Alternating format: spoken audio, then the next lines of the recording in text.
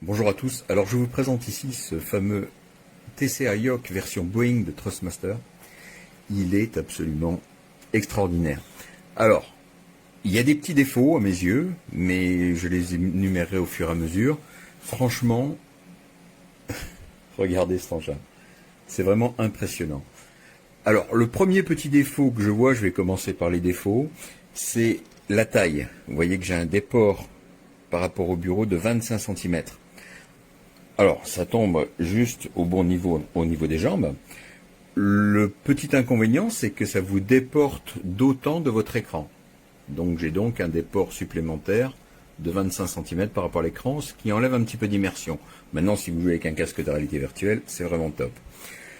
Au niveau du quadrant, alors le yoke, donc le manche à balai, lui est parfait. Il affiche 3,6 kg sur la balance.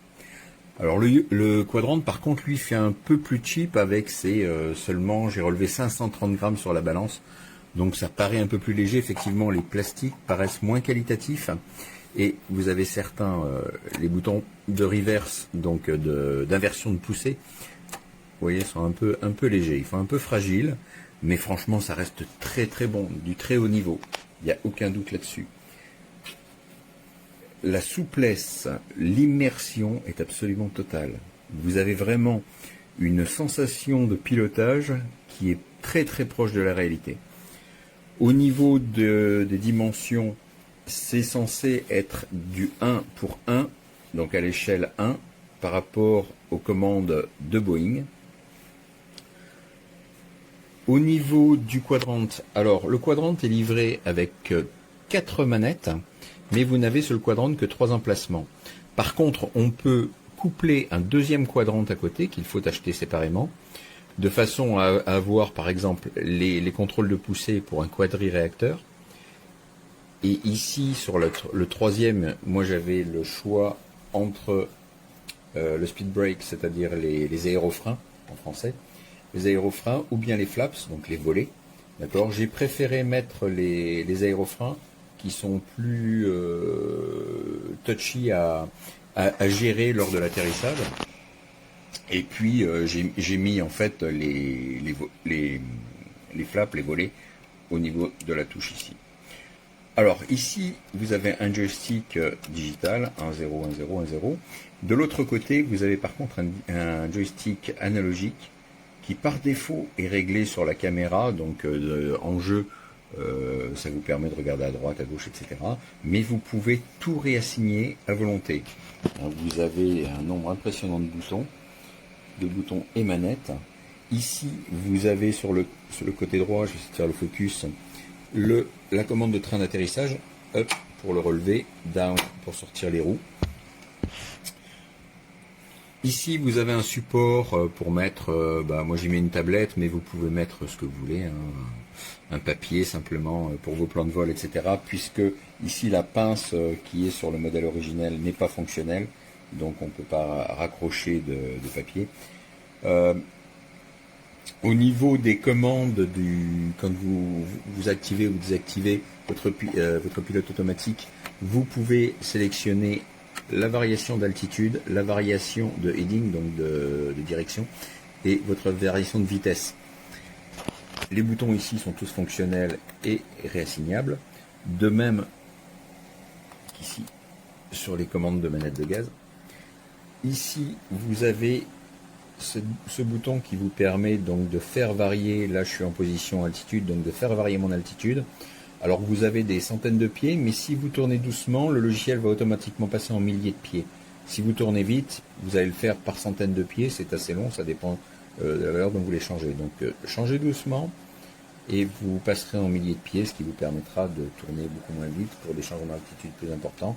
Idem pour le headings, pour la direction et pour la vitesse. Que dire d'autre? Alors au niveau de la connectique, c'est vraiment très simple, hein. N'ayant pas de palonnier, j'ai activé le palonnier sur ce levier, d'accord. Mais à l'arrière, vous avez de quoi connecter un palonnier. Vous avez un bouton qui vous permet de choisir entre le mode PC et le mode Xbox. Ici, j'ai le câble USB qui va vers le quadrant. et ensuite vous avez le câble USB qui lui va au PC. Donc je n'ai qu'un câble qui va au PC. Du côté gauche, bon, pour ceux que ça intéresse, vous avez aussi un petit jack en 3,5 mm pour brancher un casque. C'est bienvenu. Franchement, il est top. Regardez un peu ce genre d'installation, c'est vraiment génial. Et encore une fois, les commandes sont d'une fluidité. Alors, un petit point que j'allais omettre. Ici, vous avez, j'essaie de passer au-dessus, vous avez un capot, vous avez deux vis qui vous permettent de démonter le capot qui est là et qui cache des ressorts de dureté. Vous avez 3 ressorts de préinstallés, vous en avez un 4e de livré avec, et ça vous permet de gérer la dureté en fait du manche. Moi je le trouve bien équilibré comme ça, mais bon, je posterai une photo. Vous pouvez en enlever un pour passer à 2 ou en rajouter un pour passer à 4 ressorts, comme vous le voulez, de façon à régler la dureté telle qu'elle vous convient le mieux. Alors au niveau des fixations, vous avez des systèmes de pinces. Alors ici, c'est la plus restrictive, je ne sais pas pourquoi ils n'ont pas fait les deux mêmes épaisseurs. Au niveau du quadrante, l'épaisseur maxi de bureau supporté est de 48 mm. Alors moi j'ai un rebord de 52 mm sur une marque de meubles bien connue, ce qui est étonnant parce qu'elle est aussi disponible aux États-Unis. Eux ils sont limités pour le quadrante à 48. La fixation du yoke, du manche à balai, elle passe bien.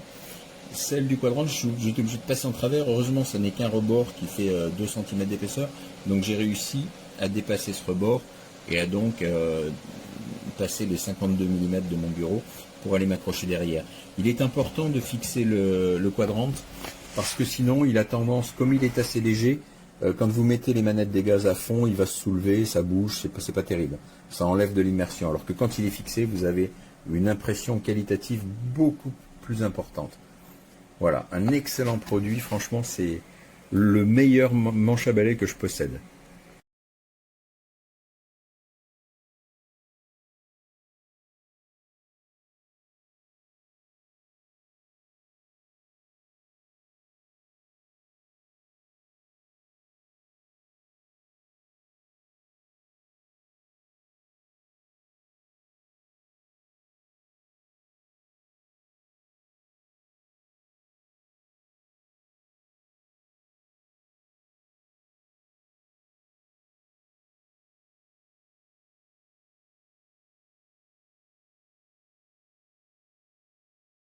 Cari amici appassionati di volo, eccoci qua a commentare il mitico Thrustmaster con cloche, joke e console comandi alla sua destra appena montato. L'installazione semplice ma non banalissima, va installata una molla, va settata al meglio, i comandi vanno ancorati al banco, anche la parte destra che vedete dei comandi va un attimino calibrata al meglio, attaccate le porte USB, insomma qualche passaggio comunque descritto nelle istruzioni, ma soprattutto io ad esempio ho perso tantissimo tempo nella configurazione di Microsoft Flight Simulator. Ci sono veramente una miriade di comandi e per poter iniziare a volare con questo doppio controller ho dovuto impiegare più di un'ora sicuramente, almeno un paio d'ore, perché tra freni principali, acceleratore, carrello, flap, rollio, antirollio, barre, insomma chi più ne ha più ne metta, arriviamo a dettagli tipo le pompe di carburante, cioè delle cose veramente che non pensavo neanche di trovare, ma andando nelle configurazioni avanzate e purtroppo, o per fortuna, insomma, perché poi gli amanti apprezzeranno questo livello così dettagliato, è meglio prima di iniziare a volare di eseguire tutti questi passaggi. Per quanto riguarda il nostro attore principale di questa recensione, ovvero la cloche, posso dirvi che mi ha stupito assolutamente in positivo. Cloche morbida, cloche realizzata in plastica veramente performante, veramente robusta, tanto che non pensavo, da wow veramente, e altrettanto anche il controller dei comandi. Io in questo caso non l'ho ancorato al banco, ma ci sono anche tutte le staffature per poterlo ancorare. Detto questo, vi volevo far vedere prima di chiudere al volo una prova di volo. Bene amici, siamo in partenza dall'aeroporto internazionale di New York Kennedy, giusto per scegliere una location semplice e banale. quello che mi premeva dirvi in questo video comunque è quanto sia semplice utilizzare questo strumento, che risulta morbido, molto sensibile, con un gioco secondo me della giusta consistenza, offre proprio una sensazione di cloche vera, con gli strumenti in plastica sì, ma che danno un'ottima sensazione tattile, e per questo motivo, pur non essendo diciamo del mestiere, un appassionato del mestiere, si riesce a percepire chiaramente il vantaggio che si ha da una strumentazione di questo tipo rispetto ai classici joystick e ai classici controller a cui sono stato abituato nel tempo. Ora ovviamente proviamo una partenza, vediamo se riusciamo, togliamo i freni, l'aereo parte, come potete vedere siamo in partenza da New York, vi faccio vedere i primi secondi di volo, ovviamente siamo tutto gas, una volta preso il gas con questo movimento classico ci andiamo a sollevare, ed ecco qua, siamo sollevati, ovviamente bisogna diminuire la velocità, bisogna andare a togliere i carrelli e bisogna andare a recuperare quello che è l'aereo, che mi suggerisce di salire di 500 piedi, ora non so, eccoci qua, siamo già in volo e vedete sullo sfondo New York. Con questo vi saluto e vi rimando alla mia prossima recensione, grazie di avermi seguito, ciao!